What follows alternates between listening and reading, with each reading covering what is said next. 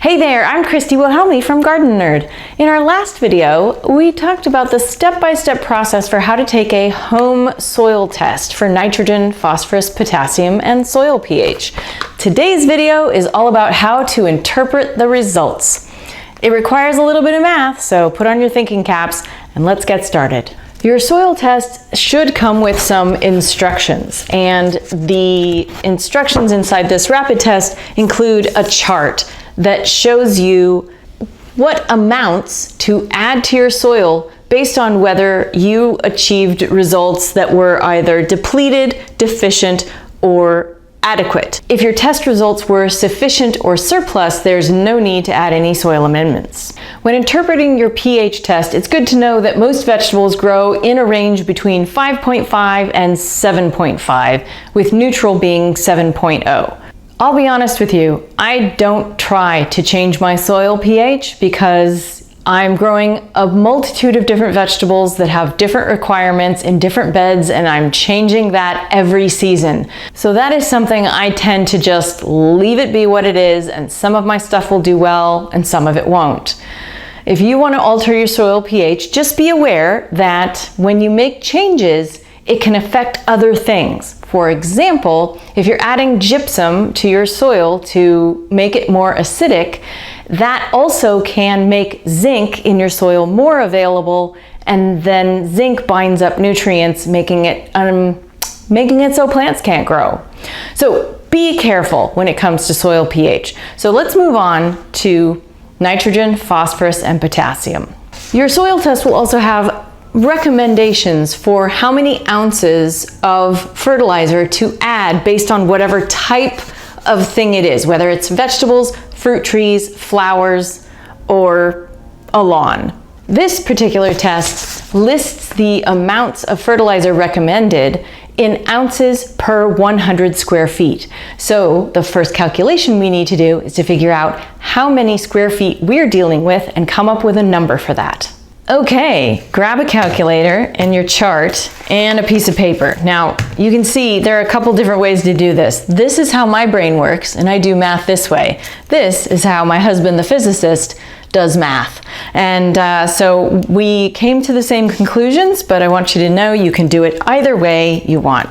To calculate your square footage, you take the number of square feet you have. My bed is 16 square feet, and divide by 100. And you get 0.16. So you're going to have a number depending on what your square footage is.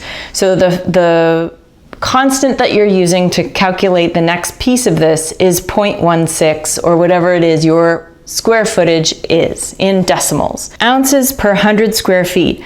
According to this chart, I'm looking at leafy vegetables, and my test results came up for nitrogen as adequate. And for adequate, over here, adequate, I need 7 3/4 to 8 ounces per 100 square feet. So we've written 8 in here, then we need 8 ounces. For phosphorus, we are depleted. So we're looking over here, and that is 10 1/4 ounces. So we've got that here. And for potassium, it's depleted. So I'm looking here at depleted for potassium, and that's 8 3/4 to 9. So I'm using as many whole numbers as possible just to make it easy for this. Once you figure out your square footage, then you can calculate how many ounces you need for that amount of space. Next, we're calculating how many ounces of each fertilizer we need. So I'm taking my 0.16 is for 16 square feet. And I need 8 ounces per 100 square feet, so times 8 equals 1.28. That's where that goes there. For phosphorus, it's 0.16 times 10.25 ounces, and that's 1.64 ounces for 16 square feet.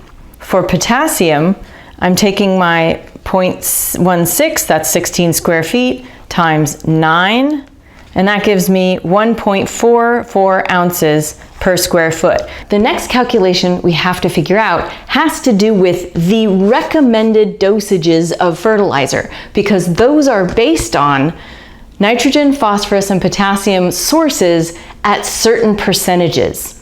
So for example, on this test, nitrogen is supplied at 16%, phosphorus at 46%, and potassium at 60%.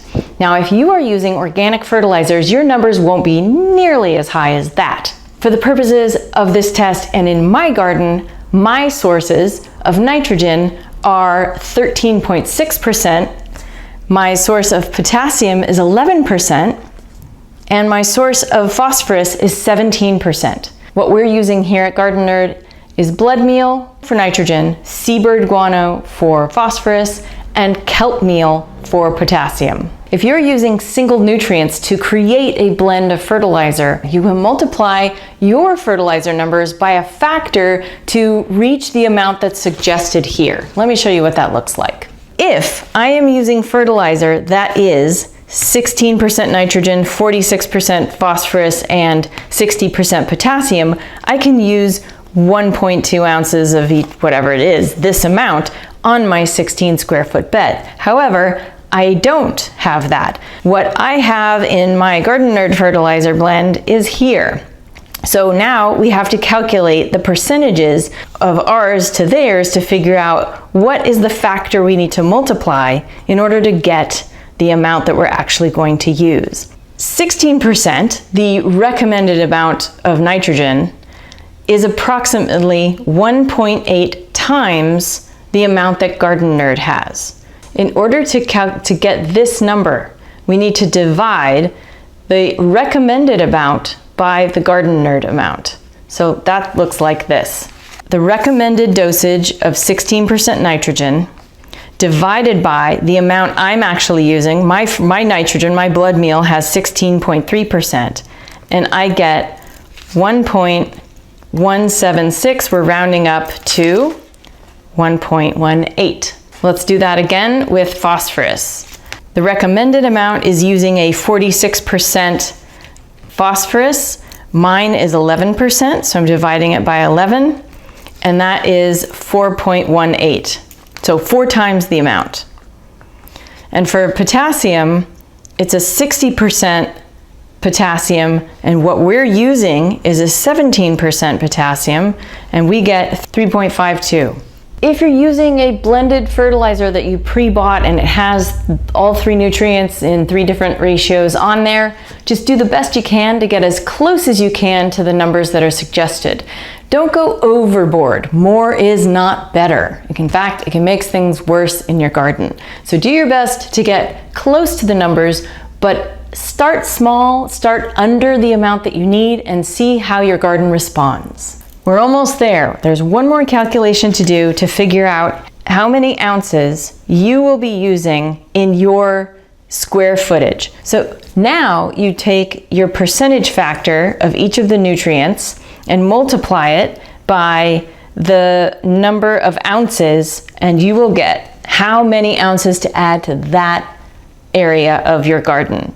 For example, nitrogen, I'm taking 1.18, multiplying that by my ounces per my 16 square feet, ounces per 16 square feet, 1.28, and I get 1.5 ounces, 1.51 ounces.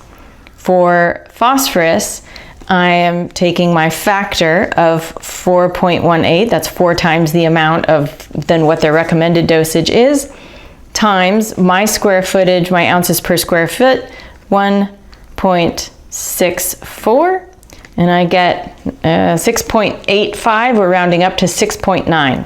For potassium, I'm taking my factor, 3.52, multiplying it by 1.44, which is my square footage, my ounces per square feet, and I'm getting 5.06, which is rounding up to 5.1 ounces. Now I know I can put a bucket on a scale and measure out 1.5 ounces of blood meal, 6.9 ounces of seabird guano, and 5.1 ounces of kelp meal.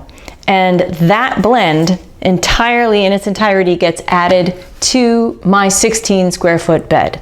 That is how you calculate your nutrient levels that your soil needs based on your soil test.